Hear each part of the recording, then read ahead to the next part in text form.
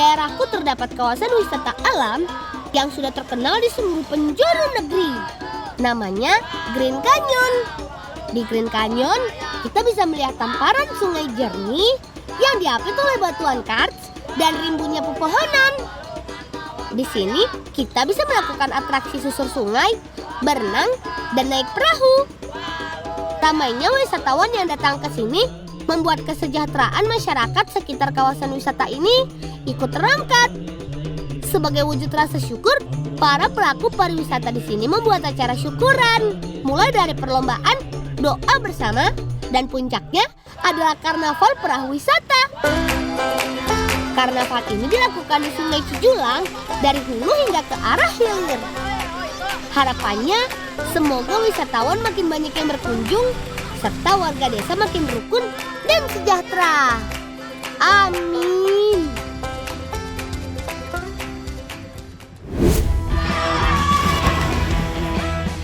Yeehaw! Lihat teman, keren kan balon-balon kami? Permainan seru ini merupakan perpaduan antara keterampilan berenang dan keberanian melompat gaya bebas ke dalam air. Tapi bagaimana bisa ya sarung ini menjadi balon? Ini nih rahasianya.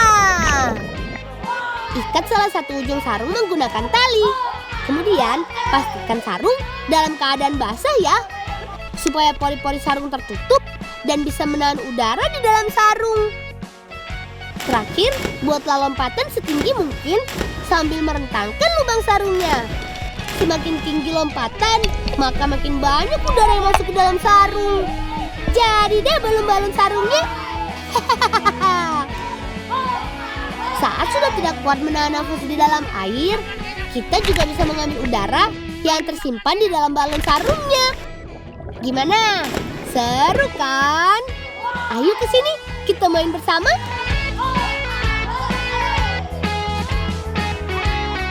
Dari Pangandaran, sekarang kita ngebolang ke Garut yuk!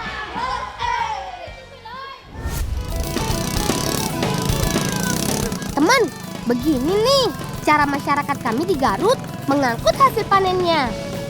Iya, betul. Kami menggunakan ojek gunung. Iya, seru kan? Jangan khawatir teman. Kami biasa berboncengan seperti ini kok.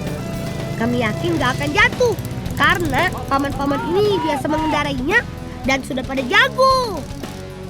Hanya model transportasi seperti ini yang cocok untuk mengangkut semua hasil bumi di kampung kami.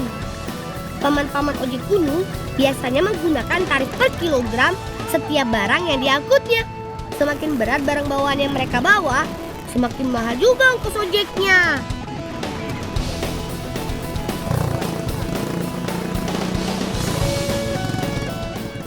Oh ya teman, hasil bumi yang diangkut ojek gunung semuanya diturunkan di sini.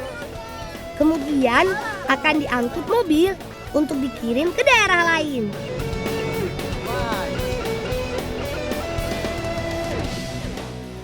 Nuhunya terus dibantuannya, ya bawa ke dimahnya. Nuh namanya. Ya.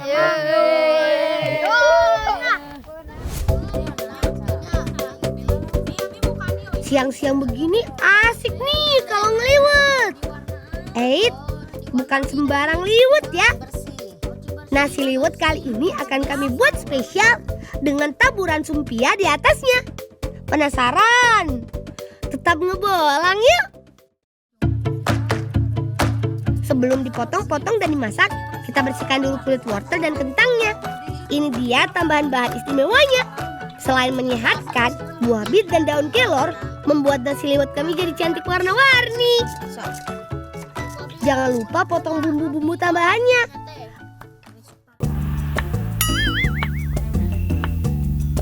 Joget deui eta mutunan joget mah. Ulah poho, ieu bari nyanyi dina jero hate.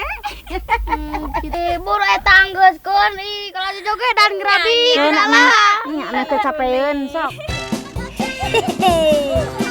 Kakakku ini memang suka bercanda.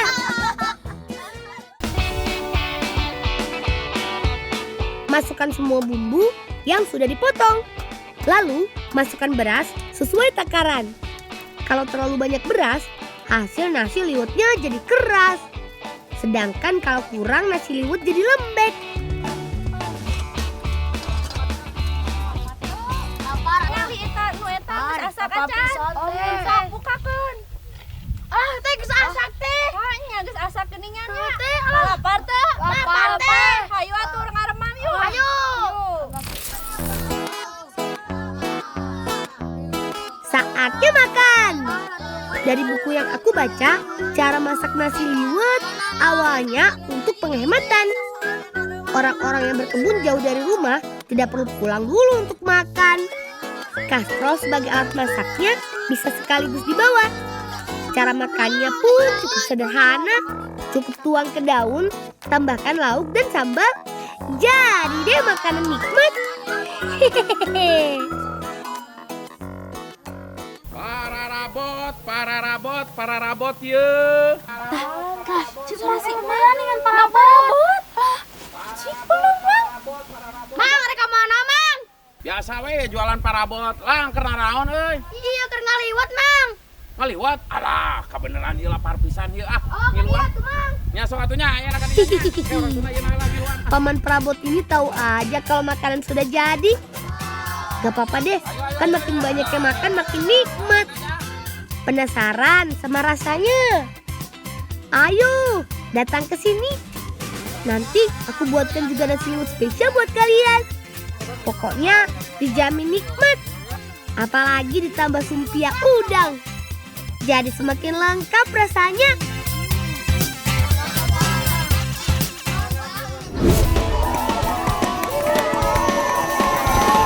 Ayo, lari! Arangnya pasti sudah ditunggu. Teman, sengaja kami memakai gerobak dan angkong karena arang yang kami bawa banyak dan lokasinya jauh. Cukup sampai di sini, teman, karena jalannya tidak bisa lagi dilewati gerobak. Selanjutnya, arang ini harus kita pikul. Dak, ieu urang rek nganterkeun arang heula oh.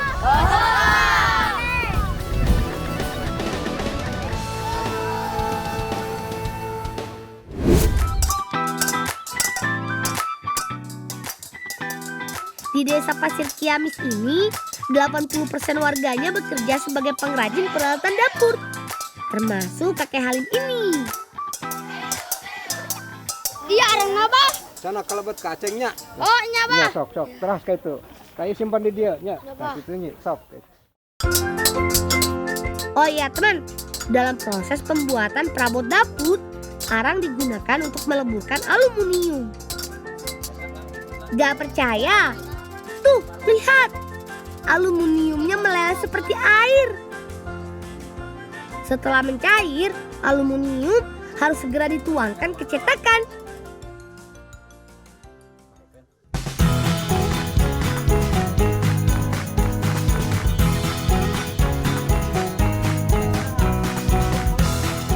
Setelah membeku, selanjutnya aluminium dipukul-pukul sampai menjadi bentuk yang diinginkan. Memukulnya tidak boleh sembarangan ya. Harus mengikuti alur dan menggunakan tenaga yang sama di setiap pukulan. Ibarat tulisan teman, bekas pukulan di aluminium ini memiliki ciri khas masing-masing. Pengrajin di kampungku dapat mengetahui pembuatnya hanya dengan melihat bekas pukulannya. Hehe. Hebat kan? Nah, kalau yang ini cara membuat pegangannya teman. Pegangan dibuat agar wajan atau panci tidak terlalu panas ketika dipegang saat dipakai untuk memasak. Sama seperti membuat panci atau wajan, pegangan juga dicetak dengan cetakan khusus. Biar rapi, bagian pinggir wajan dipotong menggunakan gunting. Wah, tajam sekali ya guntingnya, seperti memotong kertas saja. Nah, untuk menyatukan panci dengan pegangannya, begini caranya teman. Pertama, lubangi pegangan dan bagian sisi pancinya. Kemudian pasang paku aluminium, lalu pukul sampai pipih. Bagian terakhir adalah penyikatan. Perabot disikat agar lebih mengkilap sebelum dijual. Tuh, banyak kan perabot yang dibuat di sini? Ayo, ajak ibu kalian belanja perabotan di sini ya. Harganya dijamin murah. Untuk panci sayur dihargai Rp75.000. Sementara untuk wajan harganya Rp80.000 per kilogram. Semakin berat perabotnya, semakin mahal harganya. Lang, bolang. Nya teh, iya tos beres tutupna, pangnya keunnya langsung na. Oh, muhun teh. Wah, Farel bikin kaget saja.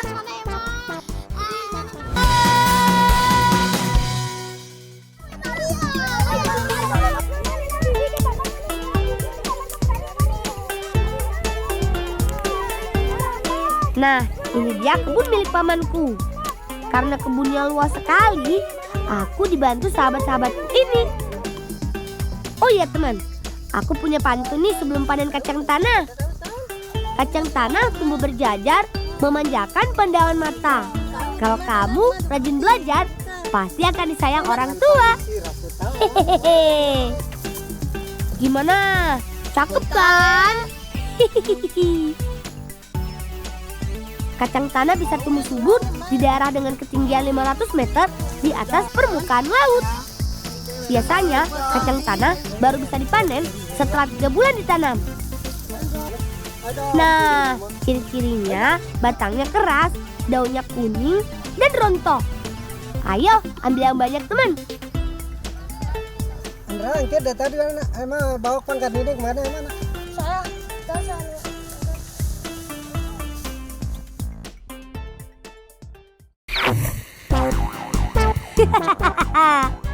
Yandra, hati-hati, jangan melamun kalau sedang jalan.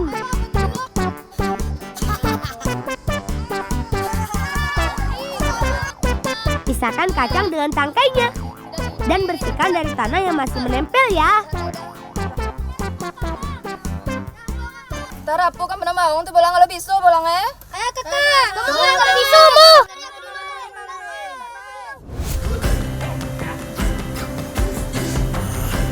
Sekarang kami harus mencuci kacang tanah ini. Yandra, Tony, Tika, hati-hati ya jalannya, jangan sampai terpeleset.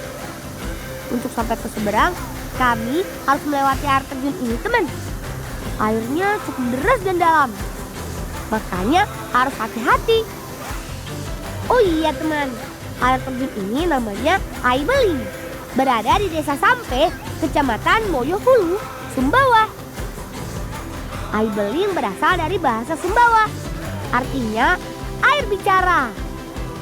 Dinamakan begitu sebab suara air ini kedengeran sampai ke kampung yang jaraknya 5 km loh teman. Teman-teman di rumah, kalau main ke Sumbawa, jangan lupa mampir ke air terjun Aibeling ya.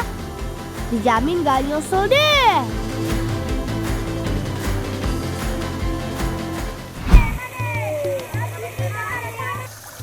Jangan sampai ada tanah yang masih menempel ya.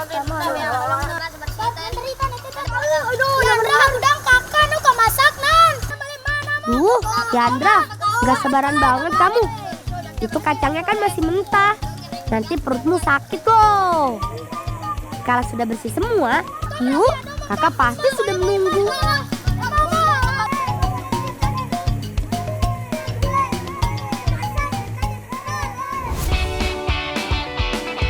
Setelah kacang dicuci bersih, lalu kita jemur seharian ya.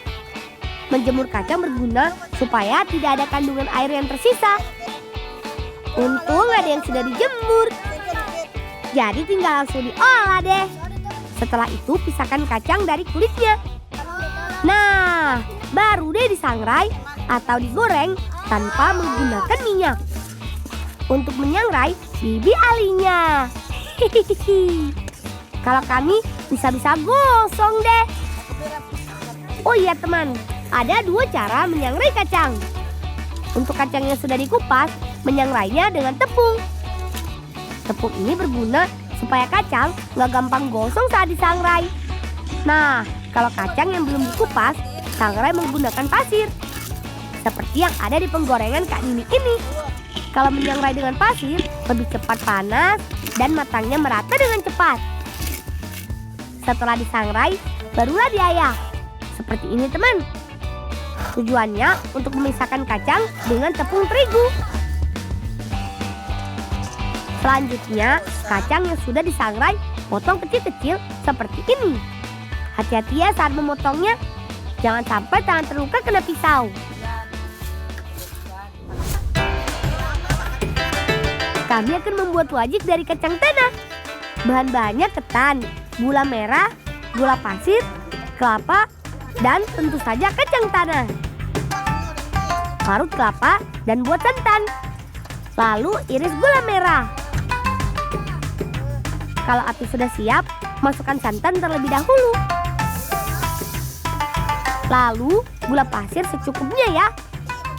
Aduk sampai tercampur rata. Kalau santan dan gula pasirnya sudah berubah warna, baru masukkan gula merahnya.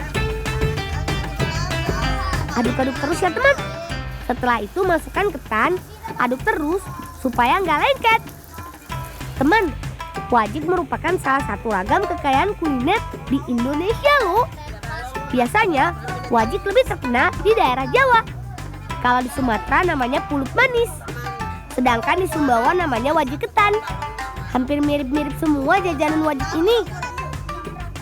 Supaya rasanya makin enak, campurkan kacang tanah yang sudah disangrai dan tumpuk dengan wajik lagi. Yuhuu! Ini dia, wajik ketannya sudah jadi. Mudah kan cara membuatnya? Teman-teman di rumah bisa kok bersama ibu membuatnya bersama-sama. Bismillahirrahmanirrahim. Mari makan. Rasanya enak sekali. Gak cuma rasanya gurih dan enak, tapi kacang tanah punya banyak manfaat loh. Selain meningkatkan daya tahan tubuh, kacang tanah bisa menambah energi loh. Cocok sekali untuk anak-anak yang aktif bertualang seperti kita.